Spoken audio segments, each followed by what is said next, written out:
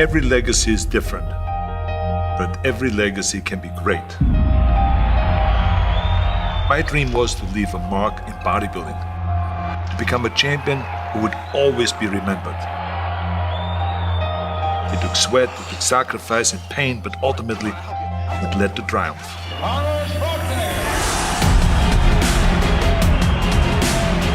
Your dream may be different, but I can show you the blueprint to a physique that you never thought was possible.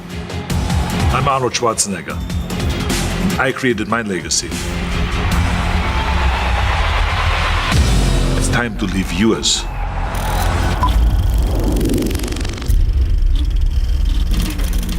The biggest name in competitive bodybuilding is Arnold Schwarzenegger, the current and defending champion of Mr. Olympia.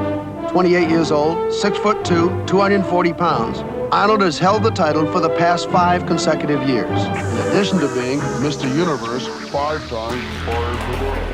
The most important thing is that you have a vision, that you have a goal. To have that vision that I want to be the greatest bodybuilder of all time, you have to have a goal. Now, it doesn't have to be that specific goal, but it has to have some goal. This is why I always recommend to people, sit down, take your time, and start thinking about why do you want to work out? And then it can be as crazy as it is. It could be, I want to impress girls. If that's your goal, so be it, but it motivates you. It could be that you're emulating a certain, bodybuilder. Have those pictures put all over the wall like I did when I was a kid, so that every day when I go to sleep, every day when I wake up, I look at those pictures and they motivate me. You need that motivation, and then therefore you have this kind of imprint in front of you all the time, and you know exactly what you're chasing. This is why I always smiled when I was in the gym. People always came up to me and says, why are you smiling? You're working out 5 hours a day. You're doing the same as the other guys, but the other guys have a sour face. They're pissed off that they have to do another rep or another set or something. I looked forward to. Why? Because I knew that every rep that I did and every set that I did and more weights that I lifted, I get one step closer to turning that vision into reality. It's getting closer and closer. Incredible satisfaction. I remember that when I weighed 245 pounds, and Bob Rafelson, the director of Stay Hungry, said to me that I'm interested in having you in a movie. And then he said, but I don't want you to weigh more than 210 pounds. So I said to him, well, it's funny you come to me and you want me to be in a movie, but I'm weighing 245, 246. But he demanded that. And he says, look, it's very simple. On the day we start shooting, he says, I'm going to put you on a scale. And if you don't make the 210, you're out. I worked on it. I started visualizing myself very clearly as a lean athlete, because that's the only way I could lose that weight and all of a sudden get interested in running more. Because up until that point, I ran like 3 miles after training or before training or whatever. But now all of a sudden it was 5 miles, 6 miles, 7 miles, 8 miles in order to lose the weight. And I did everything with high reps. And I was watching my diet, what I eat and all those kind of things. And the day before, with Bob Rafelson, he says, let's step on the scale. And I stepped on the scale and I weighed 209. So it just shows to you what is possible if you visualize exactly what you want to look like. So it can go one way, which is that you can lose weight and get trim and get slim and everything, get the abs out and all this. Or you go the other way and you gain weight because you see yourself big and you see yourself as a winner of a Mr. Olympia or something like that. I knew all along that it doesn't matter if I go down to 200 or to 160 pounds. Because if I make my mind up, it doesn't matter how much weight it is. This is definitely the hardest part for people, is to stay on a diet. But do you believe it maybe that the part of the reason why they can't stay on their diet is because their vision isn't in check or their why isn't right? I mean, because that all ties together. You said it didn't matter to you because you were eating what you needed to eat for your goal. But how do we tell them to kind of have that same mindset as it, so how can we help them be better when they're watching this and they're saying, as soon as I'm going to download the blueprint and I'm going to change and I'm going to transform myself? Well, to me, is what are you more hungry for? Am I more hungry to be Mr. Olympia? Or am I more hungry to eat like everyone else out there and therefore look like everyone else? You know, to me, I was more hungry to win Mr. Olympia, and I was more hungry and more interested, more excited about the fact of becoming a champion and being ripped on stage and being cut and winning the trophy and all those kind of things, because I knew that if I would just, you know, have a temporary joy here and eat and cheat, I'm most likely not gonna make it. That someone else is gonna walk right by me and someone else is gonna grab the title. Because many times these competitions were very, very close. And I remember especially in 1980 where it was just 2 points. And you know, any mistake could have cost me the title. So this is not a mistake that I want to make. I want to be responsible that I do everything that I can to be a winner. Yeah, it's just coming. Fingers right across it, yeah. In my days, we were not as sophisticated when it comes to dieting, and we didn't have the food supplements that are available today with getting definition and, you know, cutting down and all those things. We had food supplements that were really good for gaining weight, but we didn't really have much available to lose weight. So to me, my way of really getting defined and getting kind of a really mature definition, rather than just dropping quickly 10 pounds or 15 pounds with a watermelon diet or something like that. So that's not the right way to go. So I always felt like if I do instead of 20 sets, 30 sets, 35 sets a body part. So I went all out, especially before competition when I wanted to cut down. It was to pile on as many sets as possible. So yes, you were tired, but so what? You know, I never felt sorry for myself. Let me tell you that it all paid off.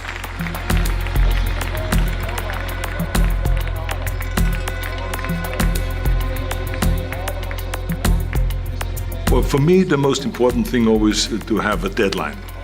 When I, for instance, had a competition, and let's say the competition was in the middle of September, and it was now beginning of summer, so there was no more time to screw around.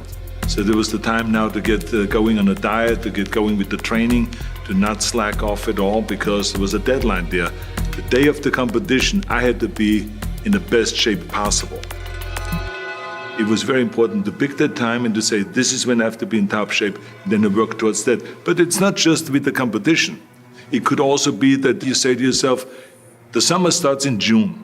I'm gonna go to the beach in June, and at that time, I want to be in great shape. So that creates an urgency that makes you really start training hard and taking it seriously. Because if you don't have a specific plan, then you wander around. I mean, you can have the best ship or the best plane in the world, but if you don't have a specific goal where you want to go and when you want to get there, you just drift around and you never get anywhere. I feel the best right here in this area. Okay. Outer head of the bicep. Now don't freak out when you see this biceps. Okay, I know it's the best you ever seen, but myself. oh, please do I so. don't know, let's concentrate. Okay. Joe keeps saying we should concentrate, and I was concentrating to flex my biceps. I did concentrate. Okay. But the worst thing is that if you lose a competition or if you're not quite reaching your goal because you didn't do everything that you could do. And this is why I say to people, I said, you know, think about that twice, you know, before you grab something else. Stay on your diet, stay focused, and when you have that question, and if you're about to eat and cheat, think about what the goal is. And does this screw up now, or this need to having some fattening food, is this gonna help you? But the key thing again is have the clear vision. Because then you never go to the gym and you say, today I feel down a little bit, I don't know what it is all about, I don't know my life, I'm confused. No, because that means that you haven't even set up your training partner. The training partner was always responsible to challenge you at all times. So that was the thing. Kind of in a fun way, but I mean, there was challenge there so that you don't slack off, so you don't give yourself a break. Franco Colombo, who was my training partner, was responsible if I just blinked, that he said, well, let's pump up the day. The day I challenge you to a bench press competition. Let's see if you can beat a 180-pound little guy. Let's see, and he would know how to push the buttons because that's what the responsibility of a training partner is. So whenever people say, how can you be successful in bodybuilding or in lifting or in sports or in this, that, I always believe 100% in a training partner. We had a habit of after we trained at Gold's Gym that we would go and all go and have lunch together. but we would watch each other. Yes, people would have steak and a hamburger patty and all this, but if someone had the bread with a hamburger patty, we would bust them right then and there. So if we were helping each other. Again, this is the responsibility, I think, of a training partner, that you help each other, even though you may compete against each other. You're known for being one of the most intense individuals in the gym. Did that fire just click on when you walked in the gym every day, or did it take a few sets to get to that point, or were you ready to rock as soon as you walked in the door? Because I was so enthusiastic about achieving my vision and winning one championship after the next, there was always excitement and enthusiasm there.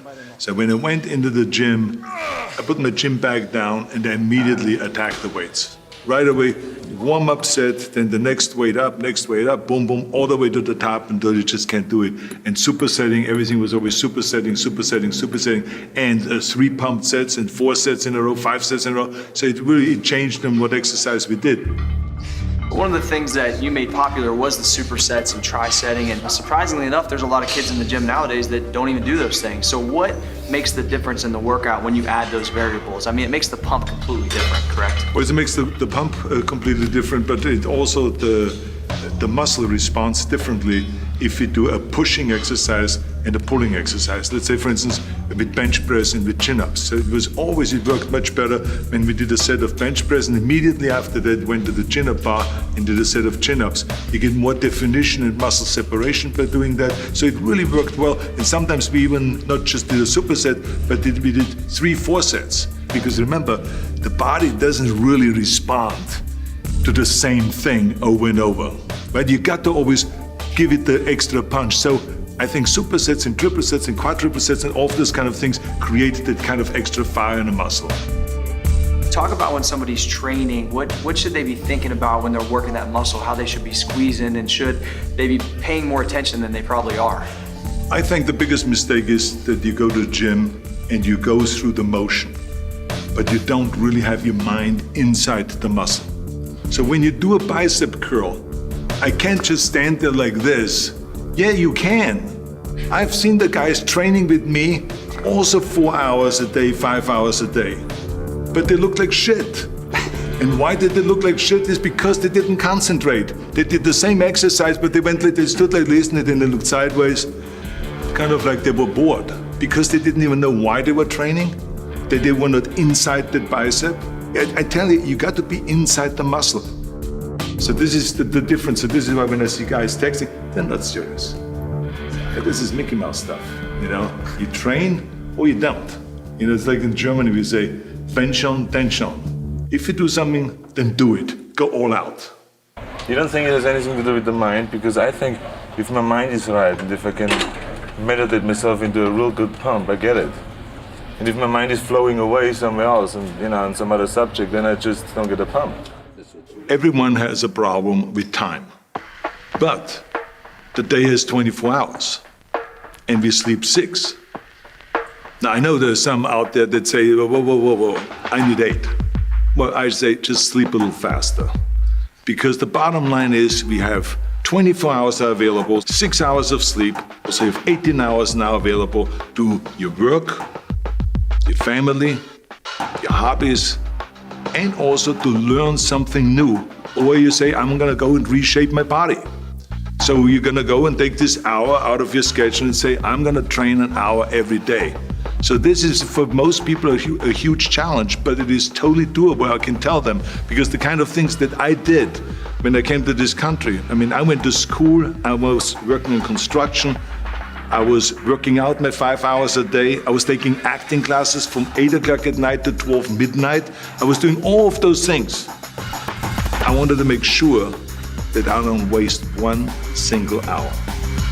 Don't give me this thing, I have a difficult time with the time and I don't have time for this and I don't have that. You have time, you make the time. When the President of the United States has time to work out, when the Pope has time to work out, then you have time to work out. The goal is to have a perfect body, a perfect developed body. You have to go on forever. Move to my house and you'll see one. You have to go on forever.